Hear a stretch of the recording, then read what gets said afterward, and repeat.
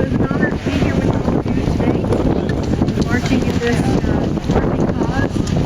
Our world depends upon people like us, the people on Facebook who have all this way, and our call out for them to do sign waving at the same time. This is a worldwide event that Monsanto has already been kicked out of 14 other countries.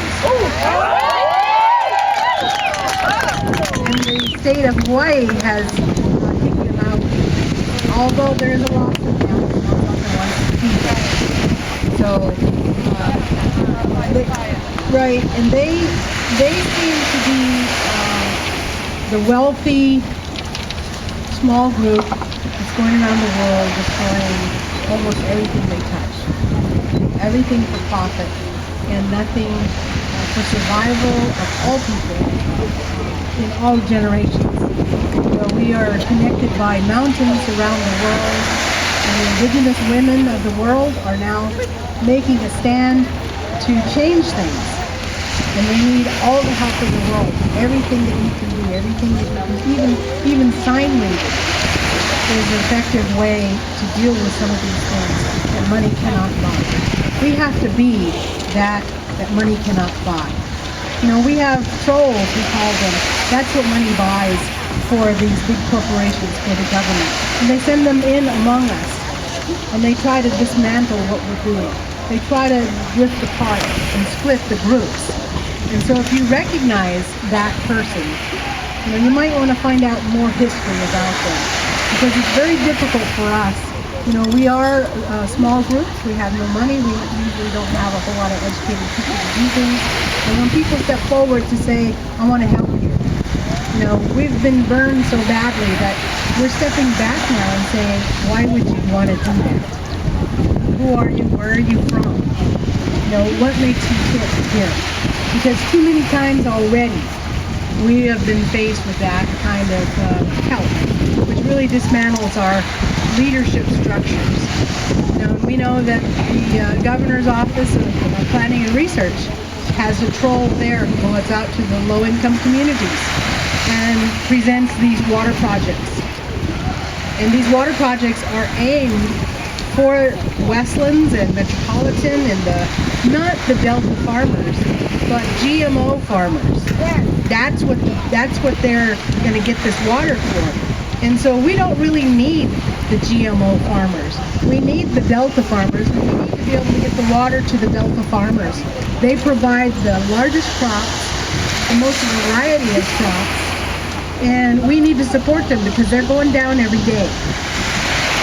And we need the farmers. So it's not like we're against farmers. You know, we're against the GMO. We're against Roundup. You know, in our area, we're up in the mountains still, and people are moving out in our area and they bring the Roundup with them. It's like, why would you want to live in the woods and bring the Roundup with you? It's like, because it's hurting birds, it's hurting the whole watershed. You know, all of the animals that eat the grass that we're spraying with Roundup, it hurts them. And eventually it hurts us because it gets in our water system in the high mountains.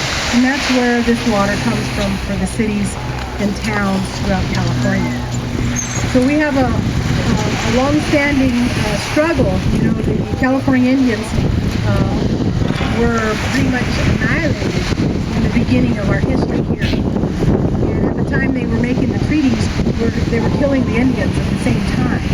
So these treaties and the peace and friendship got bottlenecked in Washington and secretly held away for over 50 years. And so in that time, they continued to kill the Indians. But they were thinking, probably, we don't need to ratify those treaties because we're going to kill all those Indians anyway. No need for treaties. But they didn't. They were not successful. Even in the developed areas, they were not successful in getting rid of all of us. But now, it is like GMO has invaded our lives, our communities. We're invaded with the foods. We're invaded with commodities. So in our reservations, our rancherias, and our homes, we have been the guinea pigs for GMO, for those foods that nobody else wanted to eat in the beginning. And they were given to us as commodities, and they're given to the poor people on the streets as commodities. And that is clearly GMO infected. So we know what it is. We know what it is to have infant mortality change, to have our babies die early or not be born. This is the change. The sign down there says GMO is safe. And we say, maybe it's safe for one generation, but wait till you have a baby. Wait till you have grandkids. Then we'll see where that problem lies. Because they go off of these studies that are half-assed, like Raps would say. You shouldn't do anything half-assed if you really want something good to come out of it. You know, you have to put in the hard work. And this whole water project that they're putting in to put the twin tunnels under this delta for GMO farming is a crime. It's a crime because it will kill the delta. And the delta is a nursery. It's a sensuous area where things live and change and go upstream to the high mountains. We should not allow GMO farming to pay for and buy those islands out there, which they're doing right now. You know, Metropolitan Water District is trying to buy 5 islands in the Delta to make it a private project. So if they do that, then they can dig up their own, you know, privately owned land, and they can put in the tunnels the way they want to. But at the end of it, it's like this is for salmon. We have to do everything that we can. You know, we're from all the way up to Mount Shasta, and some people say, "Why are you guys down here?" It's because our river runs through here. Our salmon run from here up there, and so it's our concern.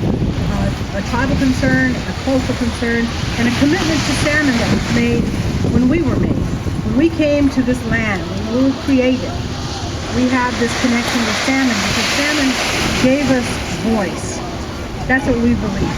That when we came out, we couldn't speak. And the salmon turned around and came back. The fire turned around and came back. The water spirit came around in the mountains. And they said, you know, this one's going to need a lot of help. And so we're going to be here for them.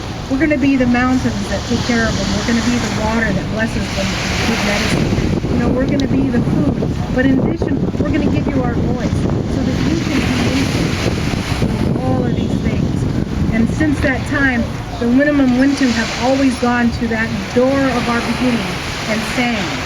We sing to that door of our beginning, to the fire that's inside of Mount Shasta, because that's where we're going to go home. One time, and we're going to do this. But our salmon teach us that they only do things one time, meaning they are so connected to Creator. They're so in tune to Creator. They don't need no role models. They don't need anybody else. They don't need dams, and they don't need diversions, and they don't need all of this fish hatchery stuff going on. They need wild rivers. And these wild rivers will give more water if they're undammed. But nobody believes that. Because we're all conditioned to the 1920s science, which was near nil nothing, to believe that water storage is the best. And it's only the best to get those 5 people the richest. Because right now the water broker for Shasta Dam and the enlargement of Shasta Dam is Westland's Water District, Fresno, California, 500 miles away from us. That's who makes the money. That's who diverts. And they're retiring their farmland, the GMO land right now, which is a good thing, and putting solar panels, solar farms. They're going up with solar farms. But in the meanwhile, the low-income farm workers believe that they're setting up for farmland by this water plant. They don't realize that those lands are being retired, and they're going to be out of a job anyway. And in the meanwhile, we're allowing Westland's Water District and all of those people who are going to retire those lands to build these mega solar farms. Now, we realize that solar is one of the ways to go, right? But when you compile a mega anything, there's destructive patterns that happen. And already with solar farming at 600 acres of farm panels of solar, you have to realize that California is a flyway. If you don't know what that birds go back and forth through California, all the way down to South America, and all the way up to Florida. This is one of the few flyways that happens in the United States. These birds fly over these solar panel farms and ignite on fire. It is so hot that they hire people to work in the solar fields, and they're called streamer picker-uppers. They go out and pick up the dead birds. That they call them streamers because they just burn. That's what happens whenever we do megas. So what we need to do is advocate for individual off-the-grid communities. You know, we're talking about organic farming, organic farmers markets. Let's talk about organic communities, organic off-the-grid communities that can survive with the conveniences that everybody is used to having. The technology is here. It's already here. So we're so dumbed down to think only those 3 pipelines is our lifeline. The water line, the sewer line, the electric line. Those are our house that we must have.